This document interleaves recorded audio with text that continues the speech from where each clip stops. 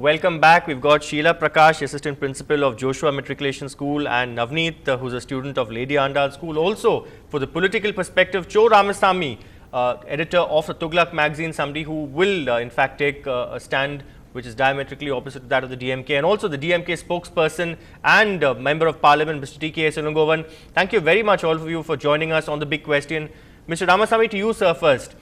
Do you believe that the ADMK's opposition to the uniform syllabus was only because it was initiated by the DMK? Because many people seem to suggest that. No, I don't think so at all. I think it's a wrong construction on what the present government did. The CM was genuinely convinced, I think, that the students deserved a much better system than what was brought about by this Samachir Kalvi or uniform syllabus system. That is why I think she went to this extent, in the hope that the courts will ultimately uphold her view and allow the state to revise the entire system. But Mr. Ramasamy, weren't the objections to the syllabus more about politics at the end of the day and less about really the quality of education in that debate? I don't think politics entered into it at all, except for the fact that the previous government did put politics into the textbooks by praising the then Chief Minister, Mr. Karunanidhi, including what is called his poem or Kaviday or whatever it was about Shemmudi and all that. Well, that was politics, not this. All right, Mr. Ilangovan, in fact, you have faulted, the DMK has faulted the AIDMK government of really going to the Supreme Court on an appeal. But at the end of the day, you must admit that the government was well within its right to actually exhaust every possible legal avenue, which is what they have done. And in all humility, they have decided now to fall in line, saying that yes, they will abide by the decision. So why celebrate? No, see, when already the matter was decided by the court twice, even the Supreme Court had decided on it twice, but this government chose to withdraw it and had to go back to the court, which is unnecessary, unwarranted and against the people. But Mr. Ilangovan, the criticism against in fact the uniform syllabus is that you're dumbing down content, that it's not in the garb of uniformity, you actually resulting in dilution of the syllabus, that this is what even the Tamil Nadu government, the present government seems to have been very concerned about. No, that is by some of the people who have vested interest, who are running schools, who are running schools as a business. So those people were made members of the committee, and that committee had stated. In fact, for 4 years, the government of Tamil Nadu, under the leadership of our leader Dr. Kalainar, set up a committee of academicians, and they had finalized the syllabus, and within 10 days, this new committee could throw the entire syllabus out, which is funny. All right, Mr. Ramasamy, now could the Tamil Nadu government have actually honoured the High Court verdict instead of going on an appeal, because many say that it has taken more time and students now have to bear the brunt, they have to complete the portions? Well, if you look at it another way, supposing the High Court even at the outset had said, all right, you have a different idea about this uniform syllabus, go ahead and do it your way, then also time would have been saved. That did not happen. The court took a different view. In my opinion, the court should not have interfered in this at all, because this is a policy matter. Well, tomorrow, why is it that no court in this country will order these wine shops to be closed everywhere? Why? Because it is a policy matter of the government to open wine shops, to allow wine shops. In spite of the fact that the directive principles of the Constitution says that the state must try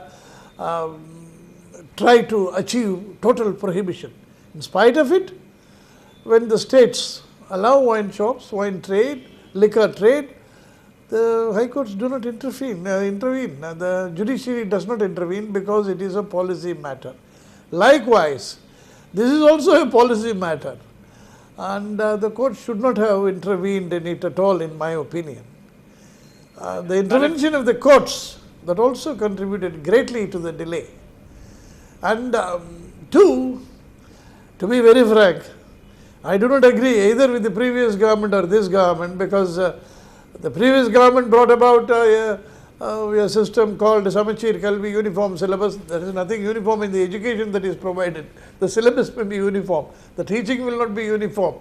Nothing else except the syllabus will be uniform. So, of course, you can even ask the students to wear the same uniform all over the state. That is a different matter. But the Jayalalitha government also now wanted to bring about some improved system of uniform education. I do not want this uniformity at all. I am against it. Then will you bring uniformity in further higher education? Why not? Why not uniformity in medical education? Many students are not able to get admitted to medical colleges. It's very costly. Then why should not the state intervene and say, oh, we are very sorry that so many people are going without medical degrees, so we are going to bring a uniform syllabus for medical education. Hereafter it will be only Siddha medicine that is taught everywhere. Let everybody be Siddha doctor. No more of this MBBS. They can say it, is it? No, I don't agree with this uniformity at all. All right, Mr. Ramasamy, very valid points that you made there. Of course, even the Supreme Court has banned capitation fees, but we all know that in institutes of higher education that it's still quite rampant here. One final question to you, Mr. Ramasamy. Do you think the government will be in a position to actually distribute those textbooks in 10 days as ordered by the Supreme Court, because there are a lot of changes to be made? Well, I think the government should be able to do it. I think it would have been discussed in the court. I do not know what happened in the court today, but I think the courts will give sufficient time. Once the order is going to be acted upon, the CM has already said that she will act according to the Supreme Court's order, and so there should be no problem in that. All right, thank you very much, Mr. Ramasamy. Mr. Ilangovan, I can bring you in here. Now, you're smiling, your leader seemed much happier than he has been in the last few weeks. I saw sweets being distributed by the DMK, but then the Supreme Court has also, in fact, not really approved of those portions in the textbooks which really, in a sort, were like publicity material for your party, for your ideology, flattering references. So that's clearly something that has to be removed now. It's going to be removed now on orders of the Supreme Court. See, I'll tell you, in history or geography or mathematics or science, such things cannot be there. Only in languages, some portions may be there. In history, some of the performances of the state government might be there. All we asked is, if at all you find that these are not in the interest of the people, you remove all those things and adopt the new syllabus. But how can you find Kanimozhi's poem in science, geography or mathematics? It's all humbug. She wanted to support some schools which did not want this new syllabus. They wanted the old syllabus so that they can earn money. That's all. All right, one frank question to you, Mr. Ilangovan. The DMK has been in the news for all the wrong reasons. Land grab cases, of course, you will say that they are politically motivated. The Tamil Nadu government says they are genuine complaints. The 2G case and, of course, boycotting the Tamil Nadu Assembly. Now, with the Supreme Court verdict, do you think that it has helped in a sense to improve or redeem the DMK's image in the public eye after that drubbing in the election? See, it is not the DMK's image alone. There are cases. In every case we are facing it, and we are sure that we will come out. Unlike what Jayalalitha is doing when she could not appear in the court in the Bangalore about her wealth. But that is different. This is a public cause which this government was adamant, and for the past 2 months, children, school-going children, about 1.4 crore children could not even attend classes. They were not taught anything. They were just idling without any study. They have wasted 2 months of their valuable period. All right. Because of the adamancy of this government. Okay, thank you very much, Mr. Ilangovan. That's your point of view, of course, but I wonder whether you would like to disagree with Mr. Ilangovan there, Navneet, because he says wasted 2 months of their time. Now, would some of you actually construe this honeymoon period of sorts as a sort of blessing in disguise, because you got to do things that you wouldn't have otherwise done in your classroom for the last 50 odd days? Okay, now let's think in this way as well. Now, for 4 years, you've been thinking about Samachir Kalvi, and then some people say it's a gradual process, but let's differentiate between thinking and doing. You've been thinking for 3 years, doing for 3 months, which is haste, which makes waste. Now, the Samachir Kalvi textbooks, now I have learned the matriculation syllabi, and the content is hampered, that's number one. And number two is that you've laid more stress on cognitive science. You've brought in a lot of pictures, you made it attractive. Okay, pretty good. Make that. You make study attractive, that's pretty good. Don't hamper the content. What about in the long run? Now, 220 working days, so many 52 days have gone. Now the rest of the days, how many teachers will be able to complete their portion? Let's ask the teachers. Ma'am, all sort of bracing yourself for those special classes, extra hours. You heard one teacher saying they want to take classes on Sundays also. New Sunday school in a sense. First and foremost thing, I want to cheer up. See, finally this dilemma has come to a climax. So one way we are happy that some syllabus is finalized and at least we got a textbook to proceed with our children. And you can resume your tuitions now. Earlier tuitions, I think we had to come to a standstill. Tuitions now. Yeah. In batches out of the school. That is on side. But we should look things in a positive approach. As a head, being a headmistress for a school, we have to look into this matter with positive approach, and we shouldn't reveal what happened past. What happened? Why not? Why not? No, it discourages You're the being children. a politically correct principal. It discourages my children. You will ask your students not to study history. No, of course. See, we have to convince the children because what happened is happened. We cannot bring those days back. All right. Will you ask now, looking ahead, will you ask for the education department to postpone the first quarterly exams, because many say that they were scheduled to take place in the middle of September? Yeah, that is what we are planning. That is what we had used to speak within among us, and we are planning for that. If the dates of the examinations postpones, well and good. Okay, Navneet, to ask you, I mean, put your hand across your heart and tell me now, most students, considering their attention span and the fact that many of us, I have done it when I was in school many years ago, cramming at the last minute, at the 11th hour, just before exams. So what are we making a big deal about losing 50 odd days? Because at the end of the day, how many students really pay attention in class the way they should, and how many of them study well before the exams? Okay. Now, many of them may not pay attention to class for the 52 days what we've lost. They may think of postponing the exams, getting back the tuitions, giving them in batches. Won't the grasping level of each child differ even if he's in tuition? Now, if he doesn't learn in class, he's going to learn in tuition. And if he does not understand in tuition, where is he going to go at the end of the day? He has to learn on his by himself. But you're saying they've diluted the standards, so where's the question of not understanding now? The problem is that they've made haste along. I mean, 3 months, April, May, June. You've had first standard to the 10th standard. You made them, the teachers write their textbooks and all. So let's consider it as this case. A science textbook has, for example, 2 units. Unit 1 was written by one teacher. Unit 2 written by another teacher. Unit 1 may be liquidated, but Unit 2 may have a lot of content. How is the child going to cope up with that amount of knowledge? And valid question, ma'am. How is the child going to really manage now? Definitely the challenge is, I mean, the teacher has to tackle the matter and she has to approach with a positive attitude. Definitely we can overcome with this. It is not a matter. How did you actually utilize the last 50 odd days, the last few weeks in that school? 51 days we can even work on Saturdays. So what did you do in the weeks gone by, the 50 days that are over? Because our government have formulated a small syllabus. According to that, we have been teaching this basic syllabus, and we have made the children always engaged and occupied.